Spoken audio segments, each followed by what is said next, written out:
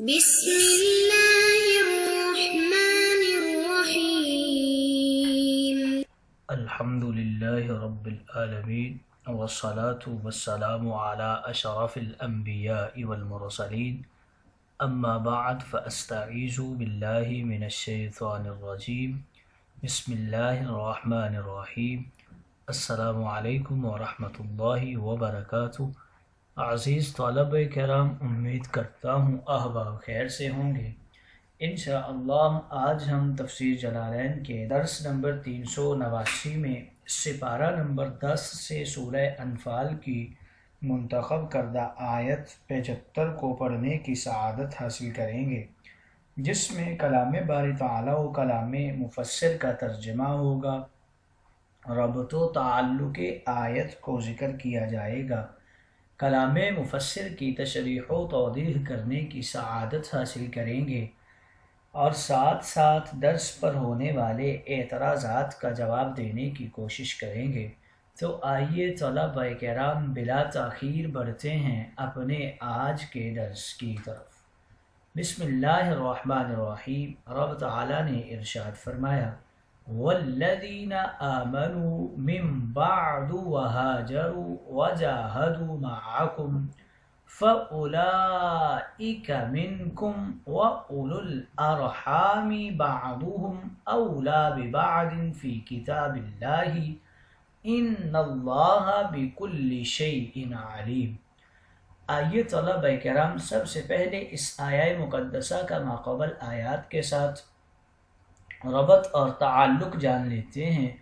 علماء و مفسرین کرام فرماتے ہیں کہ پچھلی آیات میں مہاجرین اولین اور انصار کے فضائل بیان ہوئے ہیں۔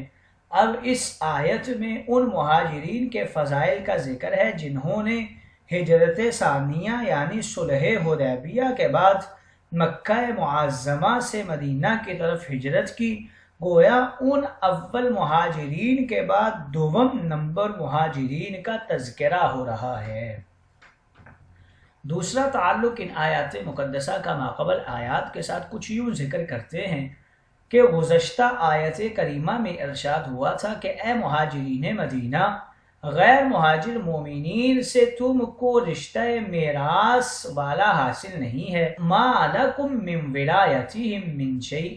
اب ارشاد ہو رہا ہے کہ اگر وہ لوگ اب بھی ہجرت کر لیں تو تمہارا تعلق ان سے قائم ہو جائے گا۔ گویا اس آیت میں اس پچھلی آیت کے حکم کی انتہا کا بیان ہے۔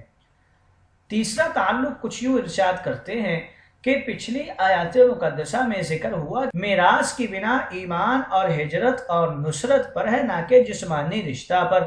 اب اس حکم کو منسوخ کیا جا رہا ہے کہ یہ حکم عارضی تھا، اب میراث کی بنا ایمان اور رشتہ جسمانی پر ہے۔ آئیے طلبہ کرام ربط و تعلق آیات کے بعد بڑھتے ہیں آج کے درس کے ترجمہ کی طرف۔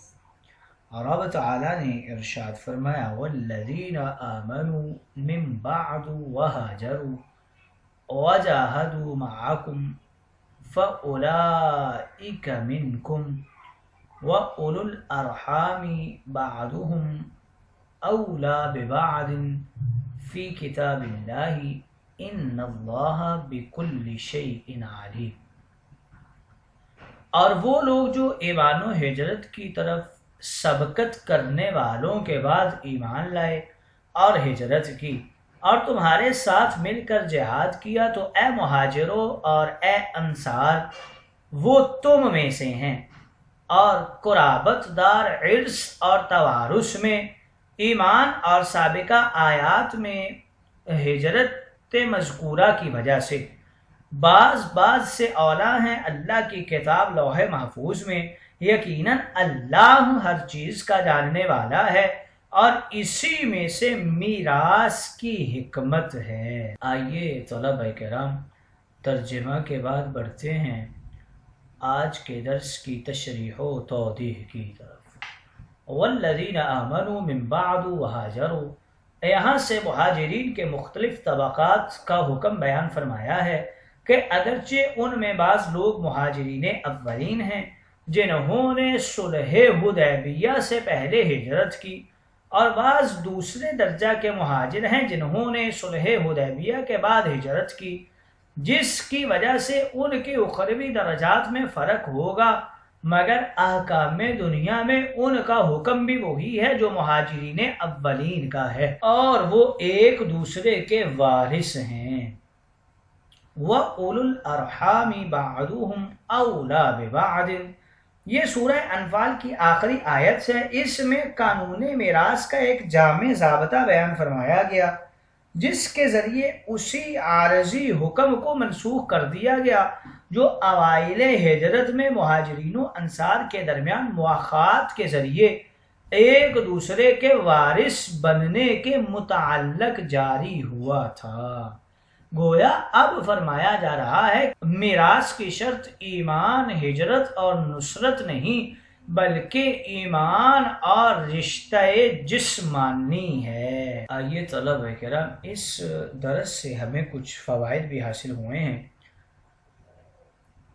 سارے صحابہ کرام اللہ کے مقبول بندے ہیں، مگر ان کے مراتب میں فرق ہیں۔ بڑے مرتبے والے مہاجرین اولین ہیں، پھر ثانوی مرتبے کے متحمل 2 ہجرتوں والے، پھر انصار۔ ابھی پچھلی آیت میں اس کی وجہ بیان کی گئی ہیں۔ رسول اللہ نے فرمایا اگر ہجرت نہ ہوتی تو ہم انصار میں سے ہوتے۔ ان مہاجرین میں سب سے اعلیٰ و افضل مہاجر حضرت ابو بکر صدیق ہیں کہ انہوں نے حضور علیہ الصلوۃ والسلام کے ساتھ ہجرت کی۔ یہ فائدہ ترتیب کے ذکر سے حاصل ہوا ہے۔ دوسرا فائدہ آج کے درس سے یہ حاصل ہوتا ہے کہ ایمان کے بعد ہجرت کا درجہ ہے اور ہجرت کے بعد جہاد کا درجہ ہے۔ یہ فائدہ ہاجروا کے بعد جاہدوا فرمانے سے حاصل ہوا ہے۔ تیسرا فائدہ آج کے درس سے ہمیں یہ حاصل ہوا ہے کہ جو عبادت اللہ کے مقبول بندوں کے ساتھ ادا کی جائے وہ اکیلے یا معمولی لوگوں کے ساتھ والی عبادت سے افضل ہے۔ یہ فائدہ جاہدوا کے ساتھ معکم فرمانے سے حاصل ہوا ہے، یعنی صحابہ کرام کے ساتھ جہاد دوسرے جہادوں سے افضل ہے۔ صحابہ، علماء، اولیاء صالحین کے ساتھ نماز دوسری نمازوں سے افضل ہے۔ اب سمجھ لیجئے کہ حضرت صدیق اکبر کی ہجرت کیسی بے مثال ہجرت ہوگی کہ جو حضور کے ساتھ تھی۔ چوتھا فائدہ آج کے درس سے یہ حاصل ہوتا ہے کہ مہاجرین اولین افضل ہیں ثانوی ہجرت والوں سے۔ یہ فائدہ اولئک منکم سے حاصل ہوا ہے کہ رب تعالیٰ نے انہیں مہاجرین اولین کے ساتھ ملحق فرمایا۔ ظاہر ہے کہ ملحق سے اصلی افضل و اعلیٰ ہے۔ پانچواں فائدہ آج کے درس سے یہ حاصل ہوتا ہے کہ اب وراثت صرف رشتہ داری نسبی سے ہوگی، ہجرت سے وراثت منسوخ ہو چکی ہے۔ یہ فائدہ اولو الارحام بعضهم اولی ببعض سے حاصل ہوا ہے۔ یہاں پر ایک مسئلہ ذکر کر رہے ہیں کہ جسمانی رشتے 3 قسم کے ہوتے ہیں، نسبی، رضاعی اور سسرالی۔ میراث صرف نسبی رشتوں سے ملتی ہے، رضاعی رشتوں سے نہیں ملتی، اور سسرالی رشتوں سے خاوند بیوی کو ملتی ہے۔ چھٹا فائدہ آج کے درس سے یہ حاصل ہوتا ہے کہ نسبی رشتوں میں ذی رحم قرابت داروں کو بھی میراث ملے گی، صرف ذی فرض یا عصبہ تک محدود نہیں ہوگی۔ ذی رحم وراثت کو جب ملے گی جبکہ ذی فرض یا جو کوئی ذی فرض باقی نہ بچے۔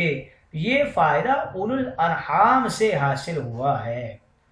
آئیے طلبہ کرام فوائد کے بعد بڑھتے ہیں آج کے درس پر ہونے والے اعتراضات کی طرف۔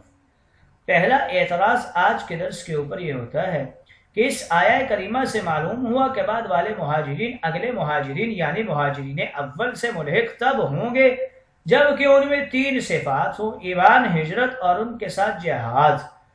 تو یہ حضرات جن کو یہ آخری صفت نصیب نہیں ہوگی کیا وہ ان سے ملحق نہیں ہوں گے؟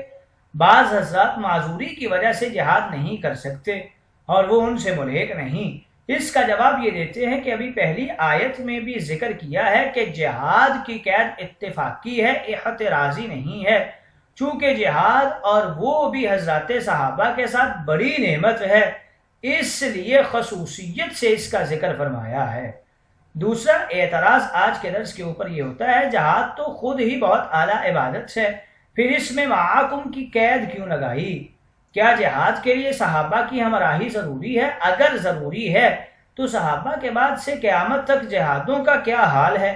جواب اس کا یہ دے رہے ہیں کہ جہاد بذات خود اعلیٰ درجے کی عبادت ہے، لیکن اگر حضرات صحابہ کرام کے ساتھ میسر ہو تو اسے 4 چاند لگ جائیں۔ نیز ان کے ساتھ جہاد کرنا ان کی ہمراہی بلکہ ان میں داخل ہونے کا بہترین ذریعہ ہے۔ ان وجوہ سے معاکم ذکر فرمایا ہے۔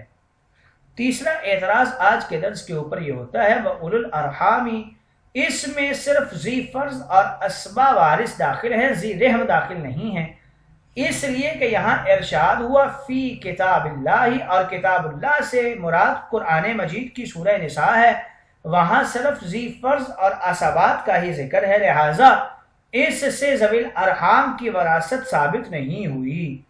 اس کا جواب یہ دیتے ہیں کہ ذی رحم قرابت داروں کا میراث پانا صراحتاً حدیث شریف سے ثابت ہے۔ نبی کریم نے فرمایا الخال وارث من لا وارث لہ، کہ ماموں اس کا وارث ہے جس کا کوئی وارث نہ ہو۔